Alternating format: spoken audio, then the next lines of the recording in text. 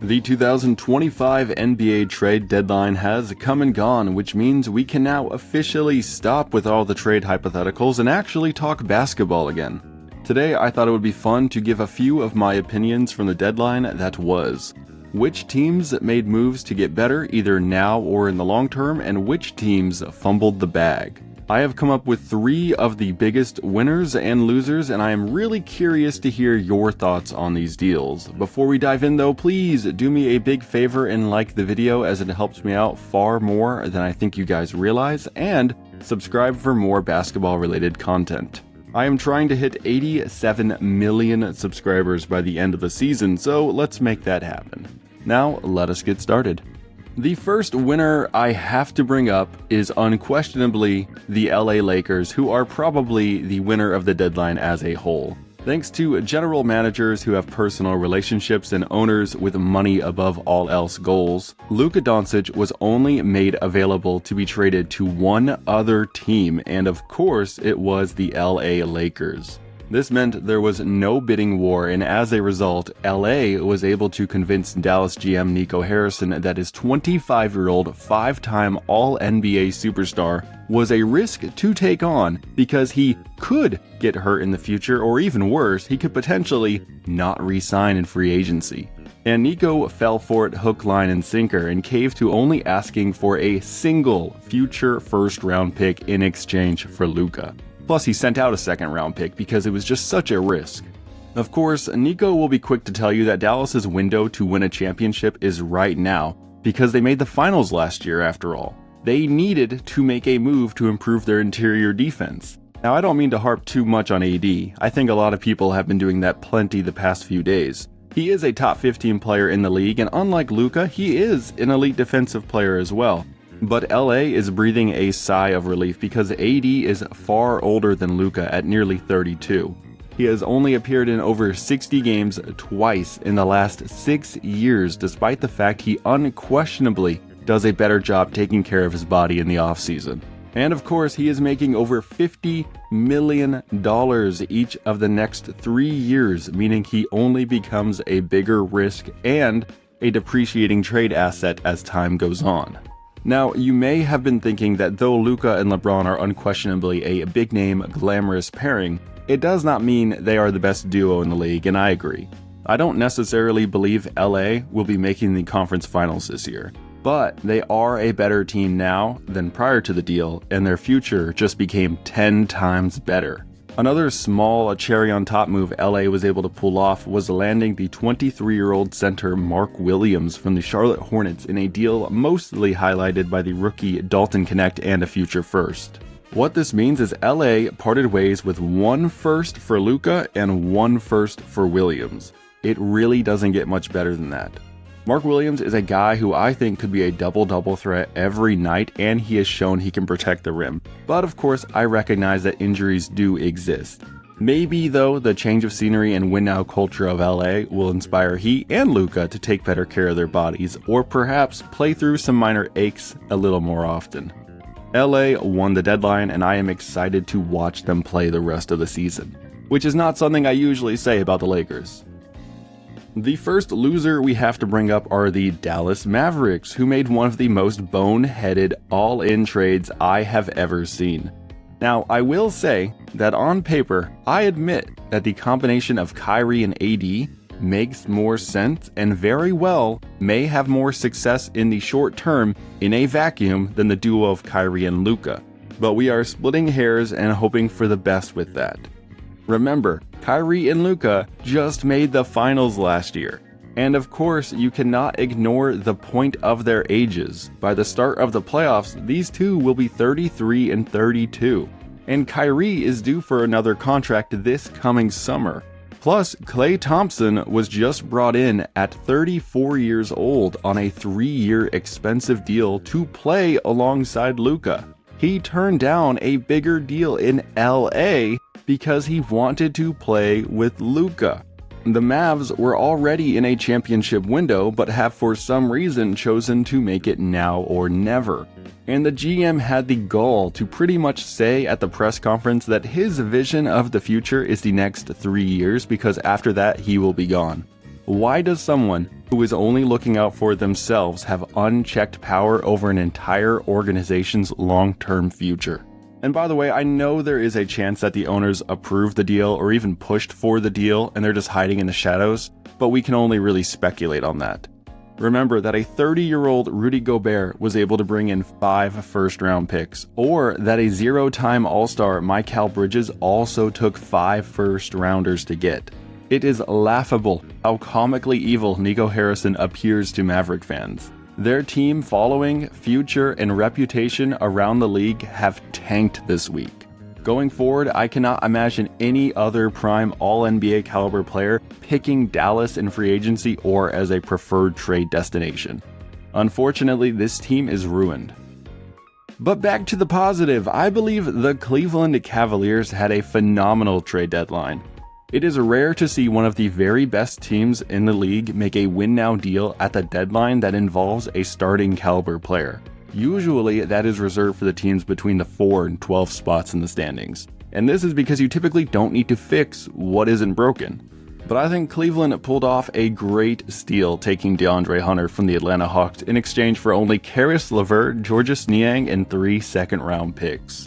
Even despite their dominance throughout the season, Cleveland has had the same issue for now 3 or 4 straight years, and that is them lacking a quality second forward.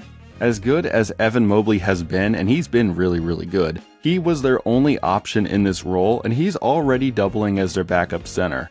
They have been using guards as a 3 for a while now.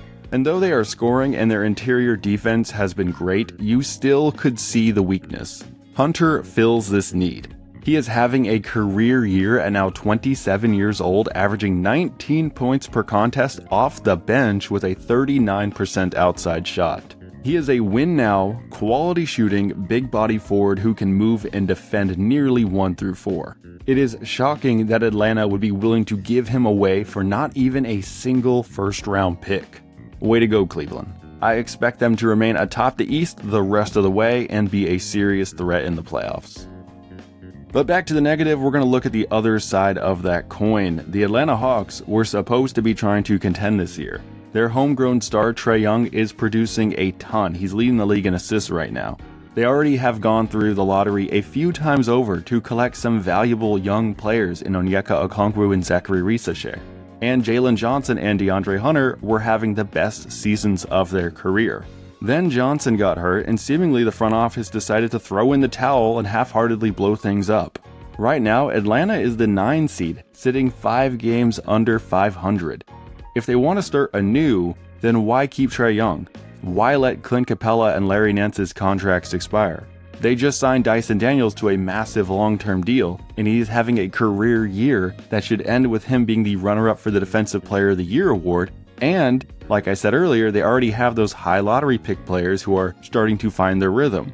Why did they wait until Bogdan Bogdanovic's value couldn't get any lower to send him away for pennies? Do you realize that both Hunter and Bogdanovic were dealt for 3 second-rounders each? 2 guys who were integral to their team making the conference finals a few years ago failed to produce even a single first-round pick.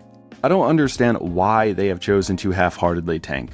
Going forward from here, what I think is going to happen is that they, along with the solid but underwhelming forwards they brought in those deals, will help them make the play-in, but then they're either going to lose right away or they're going to be Cleveland's punching bag in round 1. Then after that, it seems like they're just kind of expecting Trae Young to demand a trade so they can part ways with him. And I wouldn't blame him for asking that, but what's the point of waiting a few more months and wasting everyone's time? Why do another song and dance of a sorry playoff run? They should have been preemptive and swung one way or another.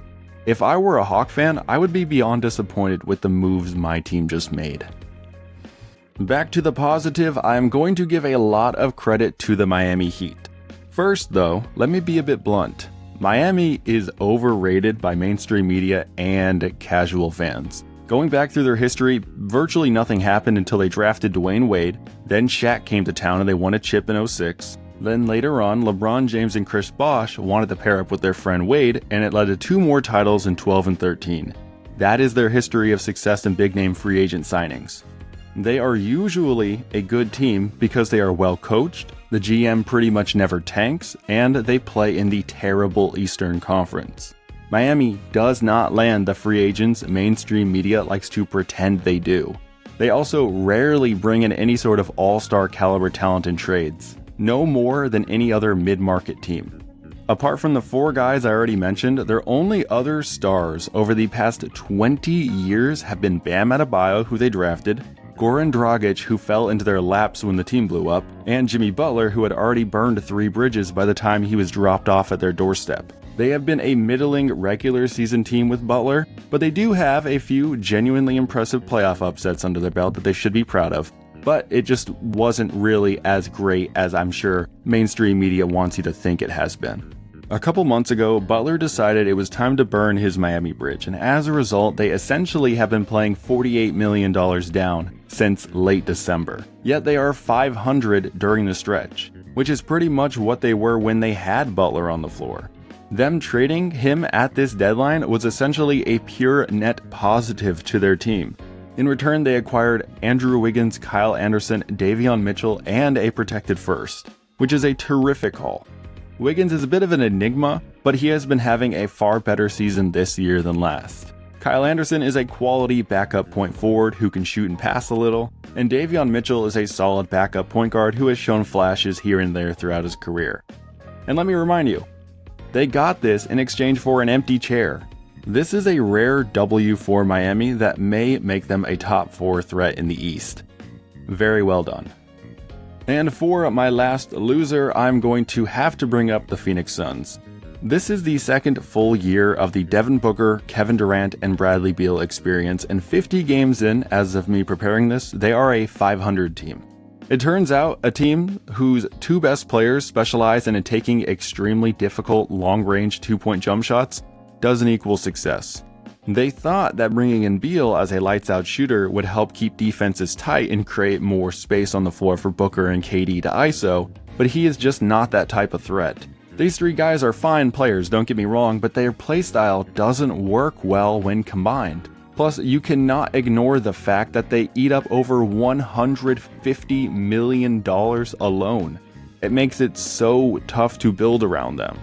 This deadline, despite hearing so many rumors revolving around Durant and Beal, the only thing that happened was the scapegoat Yusuf Nurkic was traded away, replacing a virtual zero-impact center with a shaky point guard in Vasilij Micic and a poor shooting guard in Cody Williams.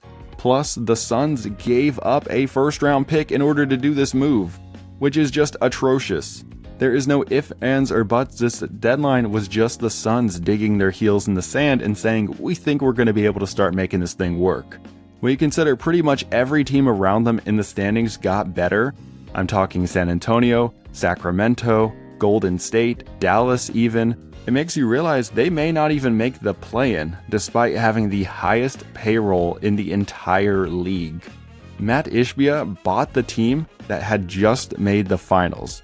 Then he sold off the heart and soul in Mikal Bridges, Cameron Johnson, and Chris Paul to make a C-tier super team that didn't make any sense on paper and isn't making any sense in reality. This was a massive failure of a trade deadline. And there you have it, my 3 biggest winners and losers from the 2025 trade deadline.